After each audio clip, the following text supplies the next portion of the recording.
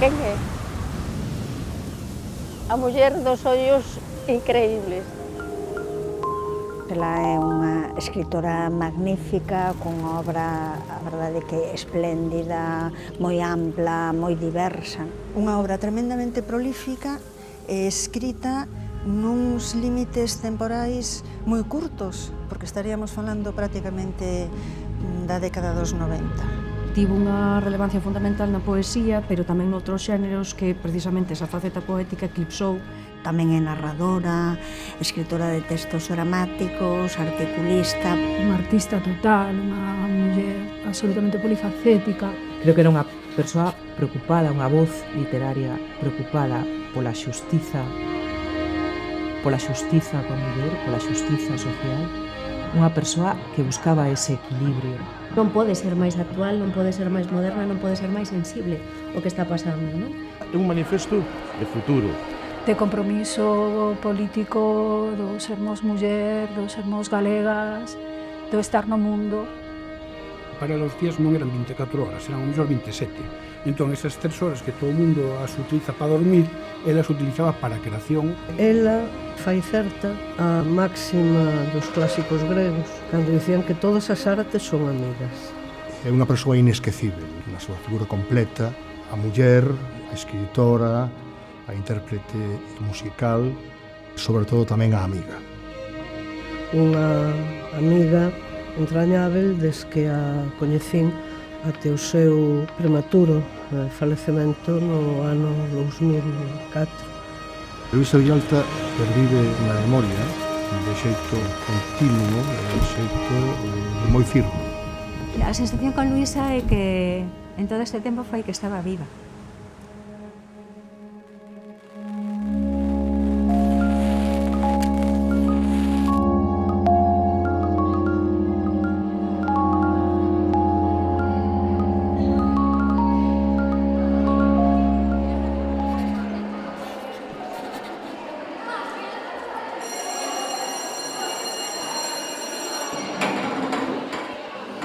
Bueno, bos días, como sabedes, este ano 2024 o Día das Letras Galegas está dedicado a Luisa Villalta. Non sei se Jimena nos pode ler aí un dos poemas.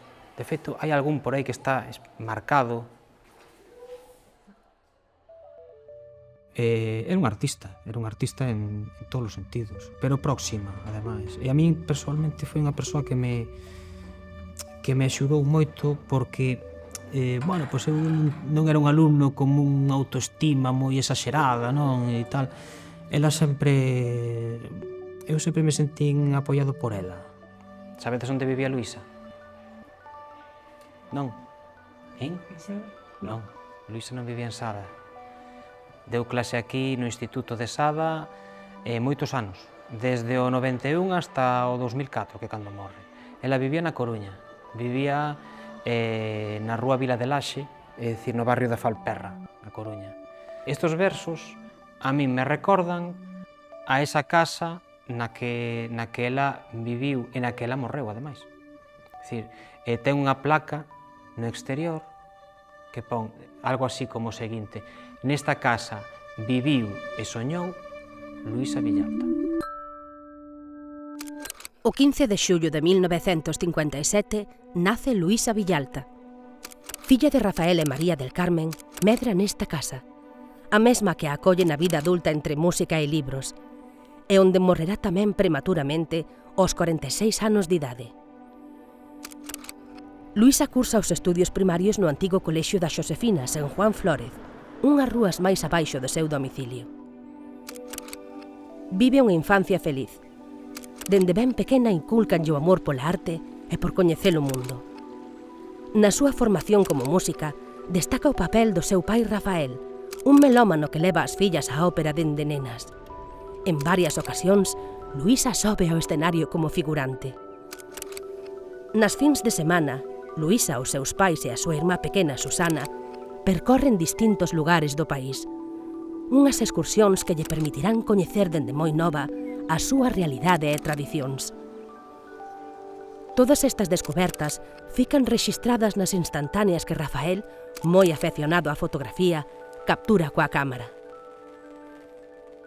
A súa nai recibe clases de pintura e moitas veces Luísa vai canda ela. Aínda que a faceta de debuxante de Luísa non sexa moi coñecida, os seus amigos e amigas acordaránse con admiración moito despois dos seus debuxos. Na escritura poética agasallounos con algúns caligramas, poemas visuais que deixan patente a súa atracción polas artes plásticas. A vocación de escritora agroma xa na adolescencia, cando estuda o bacharelato no Instituto Eusebio da Guarda. Despois no instituto, que fixo literatura, e lle deu unha profesora que a ela lle ensinou moito, e a profesora encontrou en Luísa unha capacidade especial para a literatura, que foi María Teresa Taboada. Sí. Naquela altura, comeza tamén a formación no Conservatorio de Música da Coruña. Luísa escolle inicialmente a guitarra como instrumento, pero anos máis tarde especialízase no violino, como a ela lle gusta chamalo. Tras rematar o curso de acceso á universidade, comeza a carreira de Filoloxía Hispánica en Santiago de Compostela e licénciase en 1982 na especialidade de galego-portugués. Durante todos estes anos segue a vivir na Coruña, profundando devagar na escritura, mentres avanza a semade na carreira musical. En 1983, acada o título superior de violino e chegará a formar parte da Orquestra de Santiago de Compostela e da Xove Orquestra de Galicia. Fixo os 2 últimos anos en Santiago, pero ela iba e venía a Santiago tamén porque ela facía moitísimas actividades e compaxinaba con outros estudos e a súa vida, que a tiña na Coruña. No ano 1978, casa co músico e escritor Paulino Pereiro Martínez, con quen forma tándem musical. Canda ele máis o seu irmán Xosé Luís e Juan Fernán Bello, compón o grupo de folk Escaino. Máis adiante decide abandonar a música como actividade profesional para dedicarse á docencia e ás letras. Pero a música estará sempre presente na súa produción literaria e no seu día a día. En 1988, convértese en docente de Lingua e Literatura Galega no ensino medio. Logo de exercer en institutos de Oleiros e Ferrol, en 1991 acadará o traslado ao Isaac Díaz Pardo de Sada, onde o seu paso como profesora deixará unha forte pegada no seu alumnado. Para Luísa foi moi importante ser profesora de instituto. Realmente foi máis que unha profesora, foi no sentido verdadeiro da palabra e nesa profundidade mestra. Coñezo testemunhos de alumnos, exalumnos ou exalumnas dela que abondan nesta idea.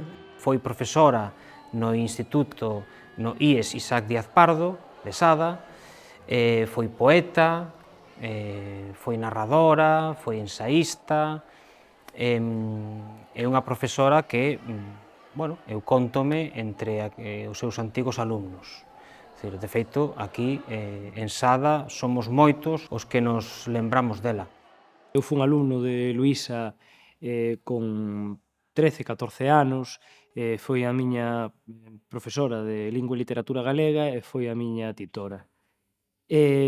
Foi como docente unha persoa que me marcou, xa o propio xeito que tiña de afrontar o seu oficio, non? Con paixón, con ese vocación profunda, non? Por transmitirnos amor pola lingua, pola cultura galega, esa forma que tiña de dar clase na que parecía que todo era improvisado, pero ao final todo conducía a algo, pois fixo das clases de Lingua e Literatura Galega algo moi atractivo para min naquele momento. Ela parecía que viña a clase sen preparar as clases. Decía, pero como é posible que veña sen preparar as clases? Non, estaba todo perfectamente calculado, eu creo.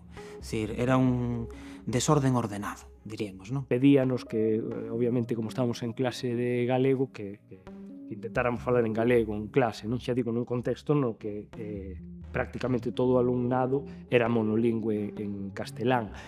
Cando alguén falaba en castelán, non, pois ela decía: estamos nunha Galiza que nunca foi dominada por Castela, aquí nunca chegaron os reis católicos e, polo tanto, o único idioma que coñecemos é o galego, que é a lingua que falamos, non? Facía como unha especie de historia ficción que nos contaba sempre ese relato de como tería sido a realidade se os feitos foran outros, non? E que, polo tanto, claro, aquí o único que saben falar é galego e, polo tanto, creo que deixou un pouso importante en moita xente, non? En min tamén, cando, claro, a min Luisa dame clase a unha idade na que é complicado aínda poder ter acceso, por exemplo, á súa obra pola complexidade mesma da obra, non? Porque ela nunca nos comenta en clase, non? Que esa faceta.